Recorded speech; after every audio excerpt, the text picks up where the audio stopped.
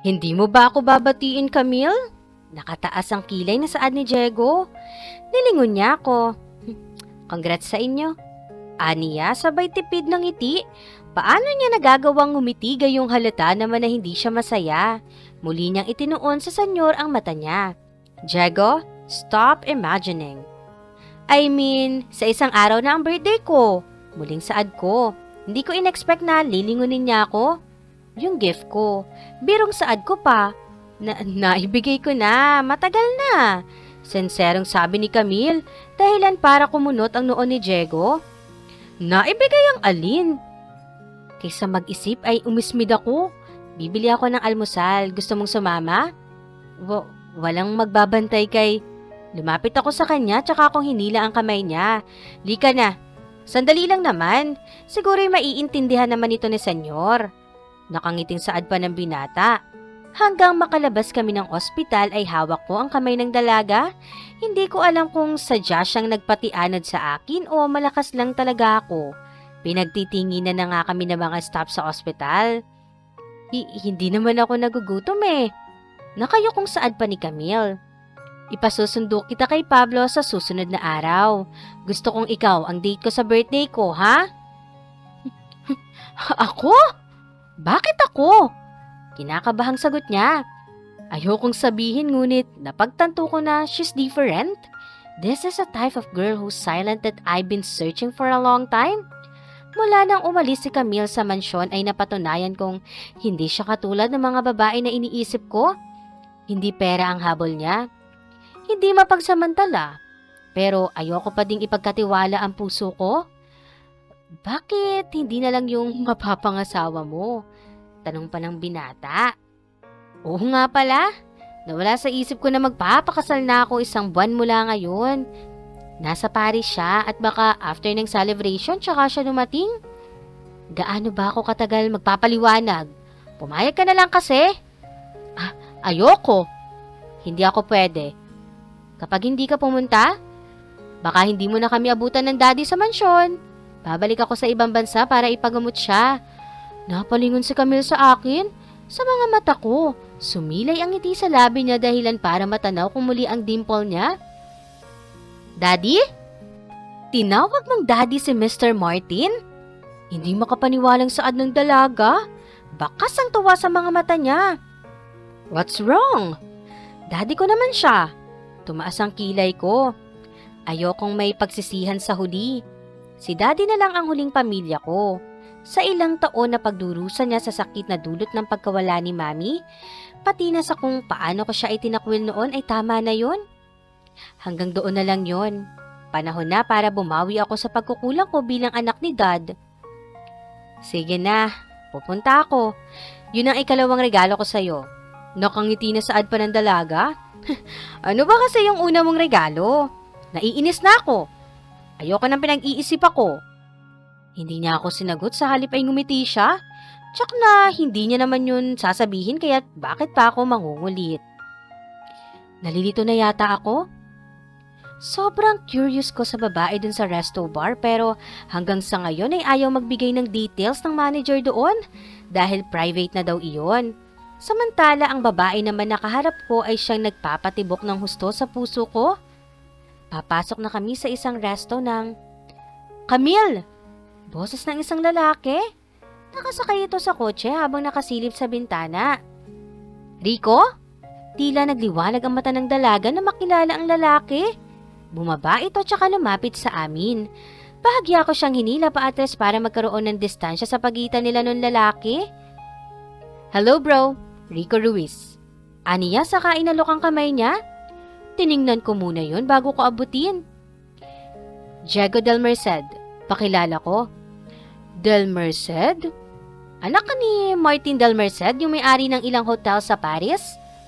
Hindi makapaniwalang saad ng lalaki. Binawi ko ang kamay ko at hindi nagsalita. Let's go, Camille. Anya niya ako. Saka ko hinila ang kamay ni Camille papunta sa counter. Dahil sa iritasyon sa mukha ni Sir Diego ay hindi na ako nagkaroon ng pagkakataon na makausap ang kababata ko na si Rico. Di bale, tsak na dadalaw naman yun sa bahay. Nang araw ding yon ay nailabas namin si Sir Marty ng ospital. Kaya lang ay kinailangan kong magpalipas ng gabi sa mansyon dahil alanganin na.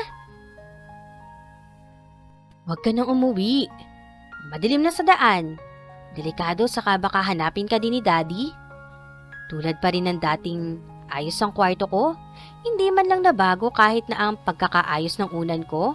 Ibinagsak ko ang katawan ko sa kama. Magpapakasal na si Sir Diego? Hindi na siya dito maninirahan? Hindi ko na siya makikita?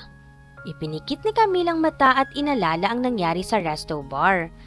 Ang malalambot na labi ng binata, ang bawat haplos ng kamay niya. Napangiti ako ng bahagya hanggang sa makatulog ako na si Sir Diego ang nasa isip ko.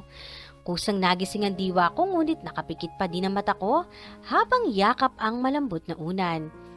Hindi ko alam kung bakit naiilang ako kaya't bahagya kong idinilat ang mata ko. May ulap-ulap pa ang paningin ko nang maaninag ko si Sir Diego. Nakatagilid siya habang nakahiga. Nakatuon ang kamay niya sa ulo niya at nakangiti na tila siyang siya habang pinanonood ang pagtulog ko. Anong ginagawa mo dito? Kabang saad ko. Gigisingin sana kita. Kaso, sarap ng tulog mo at tulo pa yung laway mo. Wika nito na ng aasar, kaya sinimangutan ko siya. Napako ang mata ko sa braso niya na hulmang-hulma ang muscle. Umirap na lang ako para di niya mahalata. Samahan mo ako sa villa. Nagpapakuha si Daddy ng grapes. Paano ba tatanggihan ng isang Diego del Merced? Isang ngiti niya pa lamang hindi na ako nakasagot.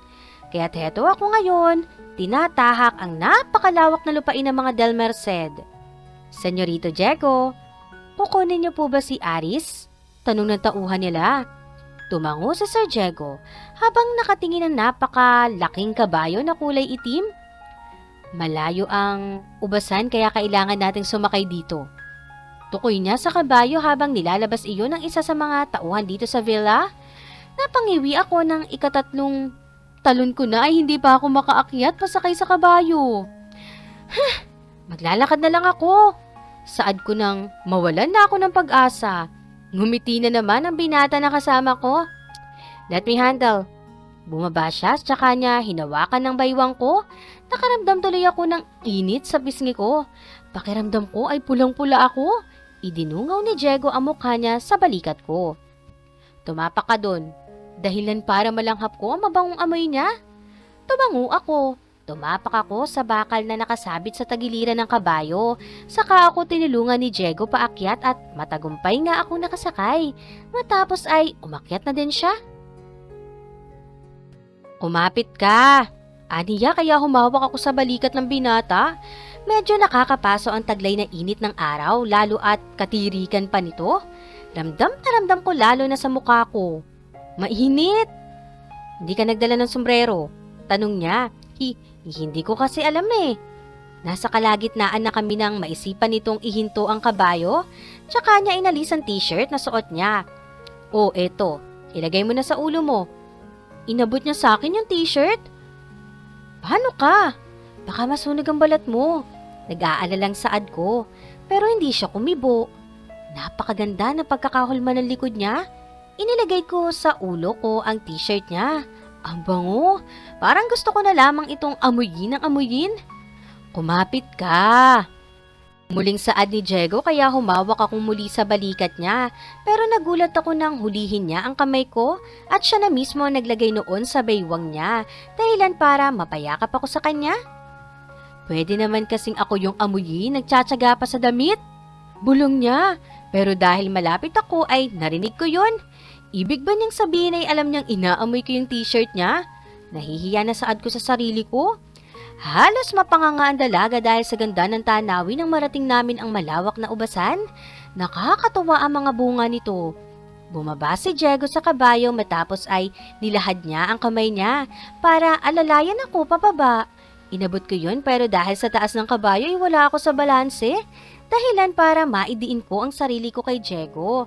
Samantala, ang kamay naman niya ay nanatili sa baywang ko. Okay ka lang? Hindi ako makasagot dahil abala ang mata ko sa panonood sa kulay asul niyang mata. Kasing asul ng dagat. Hey! Huling kuha niya sa atensyon ko dahilan para mapakurap-kurap ako. Mabilis kong inilayo ang sarili ko sa binata. Ngumiti siya ng malawak. Ikaw pinapangarap mo ko. Biro niya, pero hindi na lamang ako sumagot, sa halip ay ngumuso ako pero hindi ko inasahan na yuyuko siya para dampian ako ng halik. Ano ka ba? Uuwi na ako. Maktol na saad ko kahit alam kong napaka-imposible sa layo nito. Umugong ang malakas na tawa ni Diego. Huwag ka kasing magpakyut sa harap ko. Bahala ka, baka mahalikan kita ulit. Ano? Wala. May sinabi ba ako? Inosenteng wika ng binata saka tinali yung kabayo sa puno na hinintuan namin.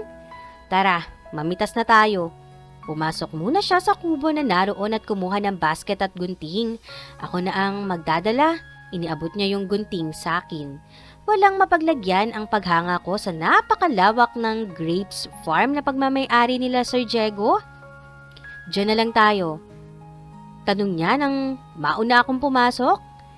Hindi. Diyan ka na sa kabila. Gusto kong masolo to. Nakangiting saad ko. Ang damot naman ito sa oras. Bulong na niya na lalong ikinatawa ko. Magkahiwalay kami ng dinaanan ayon sa gusto ko na sinunod niya. May mga alambreng pagitan ng bawat hati at doon ko inilulusot ang kamay ko para ilagay sa basket na bitbit ni Sir Diego. Kung minsan nga ay siya pa ang kumukuha doon sa kamay ko at sinasadya niya talagang hawakan ang mga daliri ko saka tatawa. Ako naman ay iirap lang sa kanya. Nang malaman ko na ikakasal na si Diego ay tila lumambot ako. Magkahalo ang nararamdaman ko. Una, ay pagsisisi dahil hindi ko siya kinausap ng maayos noon pa man. Kung sa bagay, siya nga ay hinusgahan ako ng walang basehan. Ikalawa, ay panghihinayang dahil hindi ko siya nabigyan ng oras para makilala niya ako ng lubusan. Ayokong sayangin ang oras na ito kaya't ngayon pa lang ay tatapusin ko na ang pag-iimaw ko. Puros mga itim na ubas ang pinitas ko. Yung mga light daw kasi na kulay ayon kay Diego ay hindi pa pwede. Wag mong pitasin yung mga light color, maasim pa yan. Hindi pa kasi sila handang makain. Nakangiting saad nito saka humalakhak. Umirap na naman ako. Tuloy ay nababahida ng masamang elemento ang utak ko. Nang magtagpo kami sa dulo ay naroon iyong pinakamalaking bunga. Pinitas yun ni Diego. Kumuha siya ng isa. Sa kanya pinunasan ng kamay niya. Hinipan niya pa nga ito, tila may dumi kahit wala naman. Tikman mo? Tanong niya, ngunit nakaabang naman na sa akin kaya tinanggap ko yun. Masarap? Aniya pa, pinapakiramdaman ko yun at nilalasahan ko. Matamis siya. Oo, masarap. Saad ko. Ako. Tanong niya saka humagalpak na naman ng tawa. Umirap ako. Kahit nakangiti ng kaunti, hindi ko kasi matago ang konting kilig. Tara, pahinga tayo sa kubo. Anya-anya niya sa akin. Ngayon ko lang napansin na makulimlim na pala. Dahil sa mga dahon ng ubas na nakagapang sa ulunan namin ay hindi ko napansin yon. Ilang sandali pa ay biglang dumagundong ang malakas na kulog. Kaya't napatakbo ako sa kubo dahil sa takot. Bakit ka tumakbo? Baka kasi tamaan ako ng kulog. Nahihiyang saad ng dalaga. Ngumiti naman si Diego. Ako nga, nakailapit-lapit. Hindi ka tinamaan dyan. Dyan pa kaya sa kulog na hindi mo naman nakakasama? Nakangusong saad niya. Nakasilip ako sa pinto habang pinanonood ang binata. Masama yata ang panahon. Baka magkasakit ka pa kung lalakad tayo kasama si Aris. Patungkol niya sa kabayo. Ayan na naman ang tunog ng kulog. Kaya nagkubli ako sa gilid. Kasabay ng malakas na pagbuhos ng ulan, natatanaw kong nagmamadali si Diego na kalagan yung kabayo. Baka magkasakit ka. Kinailangan kong sumigaw dahil sa malakas na buhos ng ulan. Pati yung ubas ay naulanan na kaya nagtatatakbo ako para kunin yun. Kahit ilang segundo lang ako nasa labas ay nabasa pa din ang damit ko. Iginilit ni Diego ang kabayo malapit sa pinto. Saka siya pumasok sa loob. Nakaupo ako sa papag na gawa sa kawayan nang huminto ang mata ko sa katawan niyang basa ng ulan. Napakagat ako ng labi saka ko inilayo ang paningin ko sa binata. Nakikita ko sa gilid ng mata ko na nakatanaw din siya sa akin at naiilang ako. Nilingon ko siya. Saka ko lang napagtanto. Hindi siya nakatingin sa mukha ko kundi sa harapan ko. Dahil sa buhos ng ulan ay nabasa ang damit ko kaya nakatambad ngayon ang bakat kong panloob sa harap niya. Kainis! Rinig kong mura ni Diego kaya pinangunahan ako ng hiya. Namaywang siya sandali saka mariin na pumikit. Hindi ko alam kung ano ba ang iniisip niya. Maya-maya ay binuksan niya yung maliit na aparador sa likod niya. Nakapwesto malapit sa bubong ng kubo. Hindi ko alam na may mga damit pala doon. Pinili niya yung itim. Hawak niya pa yon nang lingunin niya ako ulit. Natanaw kong sumulyap siya saglit sa katawan ko. Suotin mo. Nauutal na wika ng binata. Inabot ko yun. Hindi ko sinadya na mahawakan ng kamay niya. Nagulat ako nang hulihin niya ang kamay ko gamit ang isa pang kamay niya. Buong bilis niya akong hinatak patayo at naramdaman ko ang isang kamay niya na nakaalalay sa baywang ko. Camille? Aniya, naging mapungay ang mga mata ng binata. Wala akong ibang naging reaksyon kundi manlaki ang mata. Matapos kong maramdamang muli ang labi niya sa akin sa ikatlong pagkakataon. Pero iba ang paraan ng paghalik niya sa akin ngayon. Puno ng pag-iingat na para bang natatakot siya na magalit ako. Ngayon ay tila umaayon ang puso at isip ko sa gustong gawin ni Sir Diego. Sinubukan kong tugunin ang bawat galaw niya. Hindi ko akalain na magdudulot iyon ng panibagong pakiramdam sa akin. Napapikit ako. Naliliyo ako dulot ng mga labi niya hanggang sa manghina ang tuhod ko. Hindi ko nga alam kung nababasa ba niya ang isip ko dahil kusa niya akong iginiya paupo sa papag nang hindi naghihiwalay ang mga labi namin. Binitiwan niya ang kamay ko at inilagay iyon sa pisngi ko. Saka maingat na hinaplos yun. Mahihibang yata ako, Camille, kapag hindi ko napunta sa akin. Bulong ng binata sa tainga ko. Ano? Saad ko. Wala. Magpalit ka na. Baka hindi ako makapagpigil. Aniya saka tumayo at tumalikod. Huwag kang haharap. Saad ko. Kahit pa may nangyari na sa amin ay nahihiya pa din ako. Isa pa ay hindi niya naman alam ang bagay na yon. Nagpupunta ka ba sa resto bar? Ha? Napatigil ang dalaga sa pagbibihis. Sabi ko. Akmang lilingon si Diego. Wait, di pa ako tapos magbihis. Galit na saad ko. Sorry. Aniya, tinatanong ko kung nakapunta ka na sa resto bar? Bakit mo naman naitanong? Mabilis kong sinuot ang damit ko. I met a girl who caught my full curiosity. I tried to find her but sadly I can't. Di naman kita maintindihan saad ko. Tapos na ako magpalit. Lumingon siya sa akin at mabilis na gumuhit ang ngiti sa labi niya. Bakit kaya? Tiningnan ko yung damit. Mayroong mga letra na Be mine? Bakit ka nakangiti? Ano ba yung nakasulat? Tanong ni Camille. Wala. Umiling siya. Bagay sa'yo. Aniya pa. Paanong bagay halos umabot na nga yung malapit sa tuhod ko? Pero hindi na nagsalita pa ang binata. Hinintay namin na tumila ang ulan at salamat dahil hindi naman nagtagal yon. Kung kailan pa uwi na kami, saka pa ako nakaramdam ng hiya. Tila nagsisi kasi ako na sana ay hindi ko hinayaan na halikan ako ni Sir Diego. Hinayaan kong halikan ako ng taong ikakasal na sa iba. Ipasusundo kita bukas kay Pablo. Iyon ang huling sinabi ng binata nang ihatid niya ako sa bahay. Tumango na lamang ako saka nagtatatakbo papasok. Magpaganda ka ng husto. Rinig kong sigaw pa ni Diego pero hindi ko na lamang siya nilingon.